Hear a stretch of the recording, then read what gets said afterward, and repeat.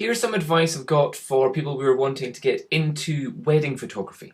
I got a question from on my Dom Photography fan page on YouTube, and the question goes, "Hi Dom, I wonder if you could help me. I've got a bit of a headache that I have. I am a semi-professional photographer wishing to set up a level. Wishing to step up a level. I want to make it as a successful wedding photographer, but I'm quite overwhelmed with the amount of gear that I may need." Fair point. Now, I'm aware that every wedding is different, some small, some huge, and everyone should be uniquely treated. My dyslexia is really weird. It makes me read certain words before the other ones, so I read that as it should be treated uniquely. Very strange. I have research lenses, and until I can afford to buy the ones I need, I shall rent them. Very good idea. What I'd also advise is that keep the value of the renting of the equipment that you would use. Keep a note of the cost of that as your absolute minimum base price for shooting any wedding. So always think in terms of worst case scenario, which is probably not a mentally healthy thing to do, but being prepared for the worst case scenario is always the best thing. So for example, let's just say the day before the wedding your camera falls out its bag. No, your camera bag gets stolen with all its gear in it.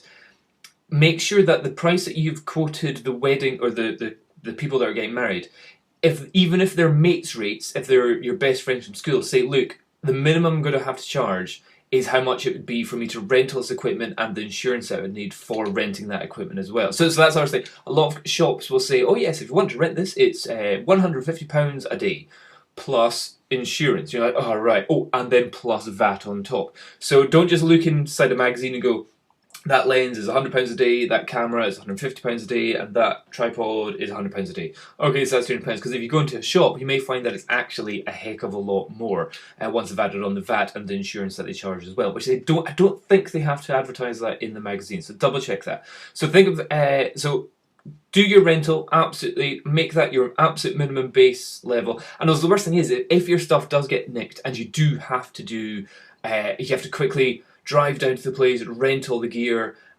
you know that you're doing this whole wedding for less money than what you're spending. And you never want to be a photographer that's at a wedding going, this is costing me money. I'm not getting anything from it.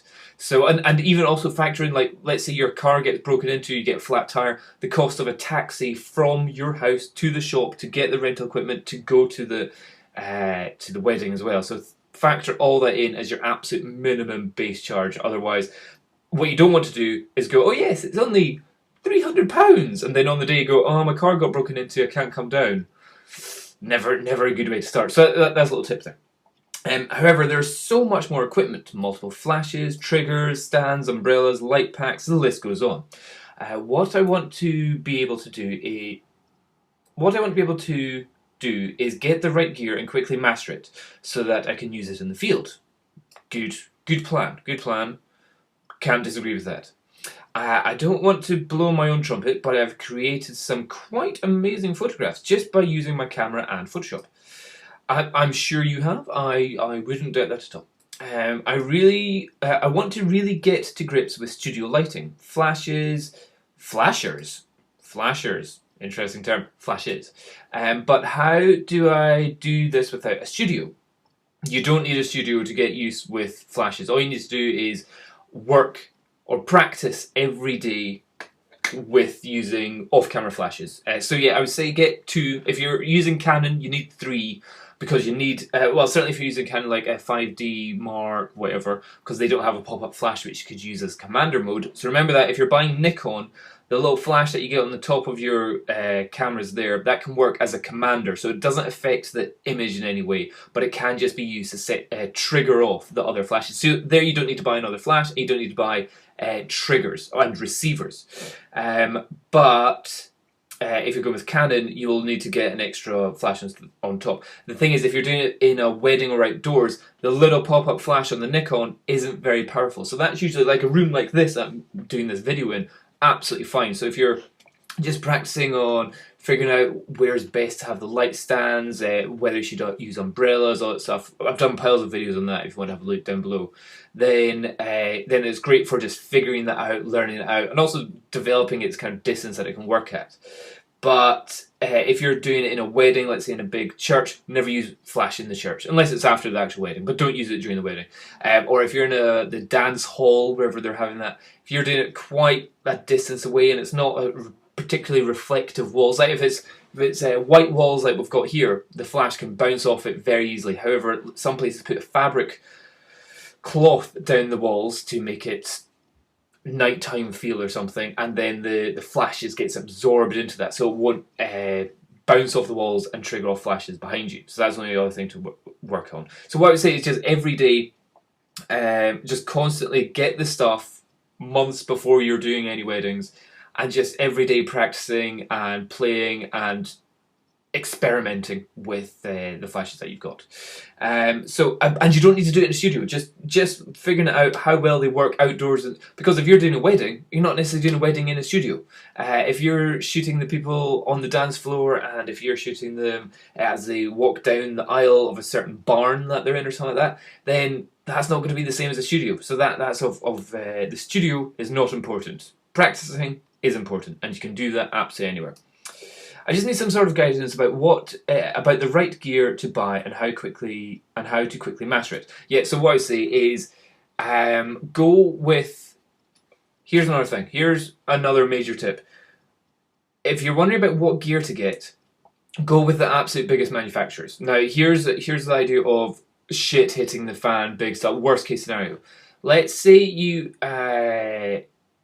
you've gone and rented all the equipment, everything's been stolen, oh nightmare, you get to the wedding, and if you're using Nikon or Canon, there's a very high probability that nowadays many of the guests at the wedding will be using Nikon or Canon as well.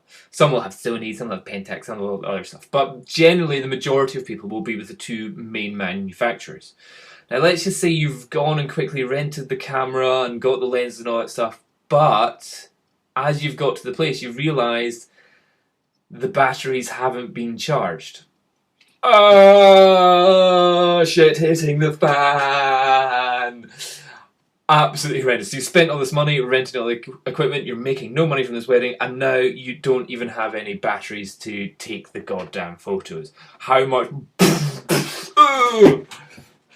Super mega Armageddon worst case scenario. But if you are using the Nikon or Canon, or you've rented out the Nikon or Canon, then you can there is a potential that you can go up to one of the guests and go, I really need to use your camera, your camera battery.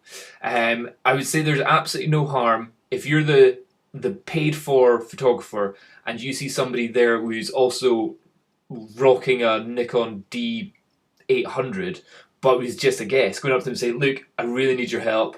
It would be really beneficial to the bride and groom if you let me borrow your battery for this shoot, because unfortunately my one's run out.